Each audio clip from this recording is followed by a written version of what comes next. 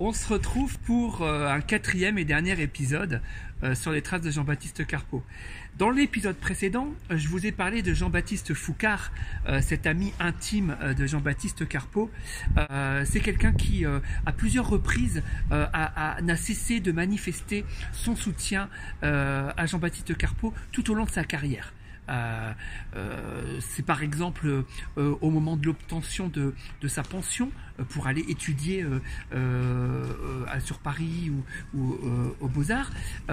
C'est notamment à l'occasion de la commande du décor de son salon en 1848, il va demander à Jean-Baptiste Carpeaux et à d'autres artistes de venir réaliser un décor pour son propre salon.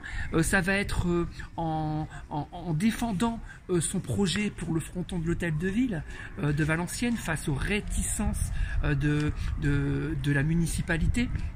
Et en remerciement de cette amitié, Carpeaux lui réalisera beaucoup de portraits de la famille de Jean-Baptiste Foucart. Non, vraiment, c'est une amitié très forte qui lie les deux hommes, qui se sont rencontrés très jeunes, dès l'enfance, au cours gratuit des écoles chrétiennes de Valenciennes.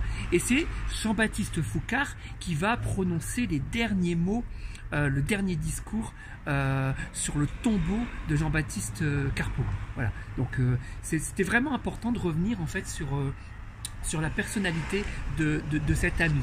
Alors, des amis, Jean-Baptiste Carpeaux, il en a eu plein d'autres. Parmi ces autres artistes, il y a Cherrier.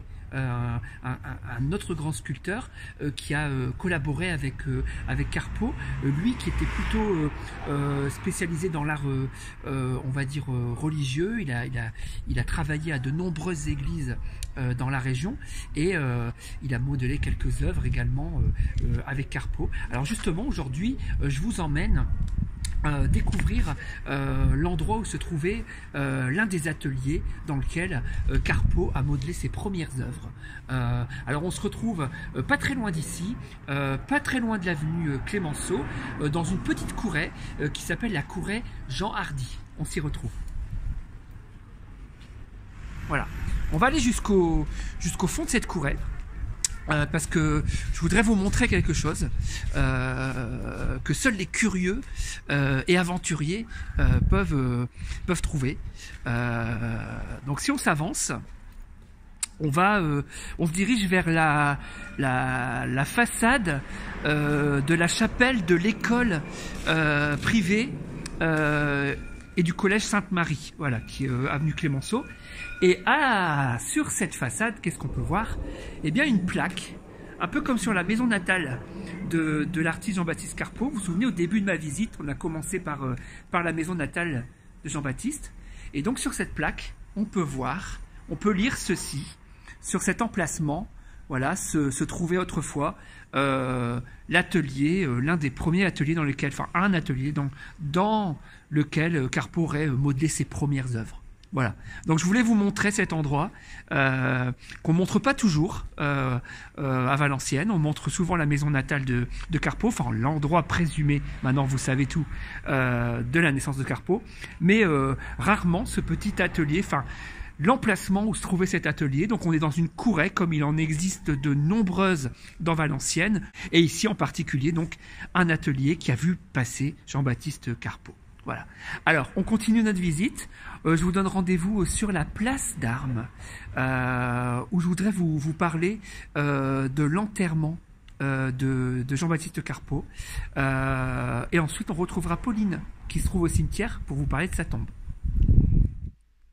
Alors, on se retrouve sur la place d'Armes, mais pas physiquement. Nous y sommes virtuellement. Vous avez devant les yeux une gravure, le détail d'une gravure qui représente la place d'Armes. Ici, en l'occurrence, c'est l'hôtel de ville, qu'on a un peu du mal à reconnaître parce qu'il arbore encore son campanile, qui n'existe plus aujourd'hui. Mais on reconnaît bien le fronton avec l'œuvre de Carpeaux à son sommet. Alors, cette vue représente un moment particulier.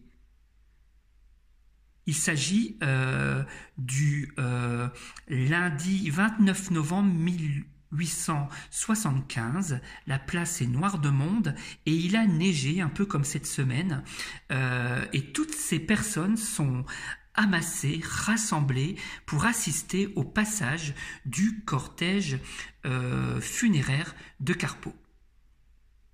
Dès le dimanche 28 novembre 1875, le conseil municipal, l'administration municipale, accompagnée également du conseil académique, va se transporter jusqu'à la gare pour accueillir en grande pompe les restes mortels de Carpeaux. On va les escorter jusqu'aux académies. À l'intérieur des académies, on va installer une chapelle ardente qui va être ouverte à la visite au public. Et le lendemain, les personnes invitées vont pouvoir se réunir, aller chercher le corps aux académies pour l'accompagner jusqu'à l'église Notre-Dame où est célébré un service solennel à 11h30. Et à partir de là, le cortège redémarre ensuite de la basilique Notre-Dame pour rejoindre le cimetière Saint-Roch où l'artiste est inhumé. Alors sur cette représentation, on voit très bien aussi que les façades sont pavoisées. Sur l'ensemble des rues par lesquelles le cortège va passer, les habitants ont été invités à sortir les drapeaux français et à nouer un morceau de crêpe noire en signe de deuil et de recueillement. Voilà, c'est ce que l'on voit très très bien sur cette représentation. Alors il est maintenant temps de rejoindre Pauline et elle va vous présenter justement la tombe de l'illustre Carpeaux à Valenciennes. On se retrouve ici au cimetière Saint-Roch de Valenciennes, le plus ancien mais aussi le plus grand cimetière de la ville. En effet, celui-ci a été ouvert à la fin du XVIIIe siècle et on compte aujourd'hui pas moins de 17 000 tombes à l'intérieur donc de ce cimetière. Parmi ces sépultures, environ une quinzaine de grands prix de Rome y est enterré. Et parmi eux, bien sûr, notre célèbre Jean-Baptiste Carpeaux.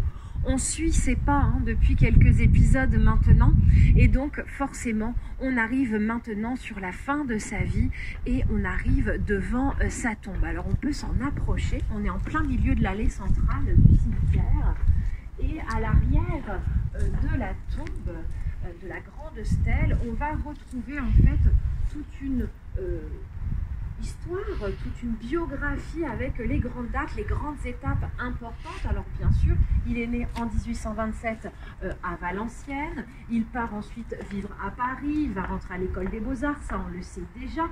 Il est surtout Grand Prix de Rome en 1854, je vous le rappelle. Bien sûr, il passe du temps à la Villa Médicis, l'Académie de France à Rome, où il va élaborer son dernier envoi, sa grande œuvre maîtresse qui est Ugolin, qu'on vous a déjà présenté face à la gare de Valenciennes.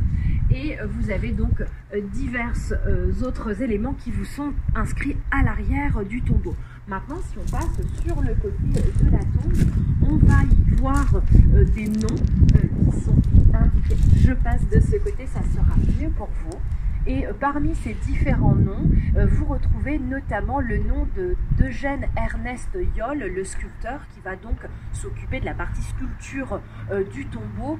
C'est aussi cet artiste qui a terminé les signes ainsi que les 4 personnages de la Commedia dell'arte sur la grande fontaine qui est juste à côté de l'église Saint-Géry, la fameuse fontaine que Carpeaux a réalisé en hommage à Antoine Watteau. Donc vous voyez qu'il y a un lien là aussi entre les artistes valenciennois. Alors passons maintenant devant cette tombe qui est assez magistrale, il faut le dire. Alors Jean-Baptiste Carpeaux, c'est quand même l'enfant du pays. Alors après, si vous regardez bien sur la stèle, vous allez voir qu'il est mort à Courbevoie. Donc en 1875, précisément le 12 octobre 1875, des suites d'une longue maladie qui l'a complètement épuisé. Donc on va avoir un premier enterrement à Courbevoie. Il faut quand même que je vous raconte ça, parce que ce Jean-Baptiste Carpeaux, ne faisant rien comme les autres, même pour son enterrement, il va rien faire comme tout le monde. Il aura pas moins de 3 enterrements. Oui, oui. Donc un premier à Courbevoie, 2 jours après son décès, soit le 14 octobre 1875. Et puis ensuite, on va avoir un grand enterrement à Valenciennes, dans sa ville natale. Je rappelle donc à de nombreuses personnes pour réaliser la tombe et pour faire les sculptures. Donc Eugène Ernest Yohl, je vous le rappelle, hein, pour l'ensemble des sculptures que vous avez sur le monument, avec notamment ce très beau portrait qui se trouve tout en haut et qui ressemble assez fortement à l'autoportrait dit aux fiançailles que Carpeaux avait fait quelques années avant sa mort, où là il est encore en pleine santé et en pleine jeunesse. Au niveau du reste des sculptures, on va avoir des choses qui sont peut-être pas forcément extrêmement liées à la symbolique funéraire, quoiqu'on a quand même une couronne qui peut s'assimiler à une couronne mortuaire au-dessus de la croix, mais elle est composée en fait de feuilles de laurier, donc on peut peut-être plutôt la rapprocher d'une couronne de la victoire finalement. Un petit peu plus haut, on va trouver une tête de lion avec 2 guirlandes de fleurs qui vont sortir. Là aussi, ces fleurs sont en bouton, sont écloses, sont ensuite fanées. Alors est-ce que c'est une allégorie finalement du temps qui passe? Ça, c'est simplement mon interprétation personnelle. Vous pouvez en avoir bien sûr une autre, tout à fait, il n'y a pas de souci. Et petit élément intéressant, juste au-dessus de la tête du lion, vous avez une croix assez stylisée qui peut ressembler à la croix qu'on trouve sur la Légion d'honneur. Et sachez que Jean-Baptiste Carpeaux a été décoré de cette Légion d'honneur en 1866. Donc là, on rappelle vraiment tout le passé artistique très glorieux de l'artiste sur sa tombe. Et donc, ce monument est inauguré le 12 octobre 1882, soit 7 ans, jour pour jour, après la mort de Jean-Baptiste Carpeaux.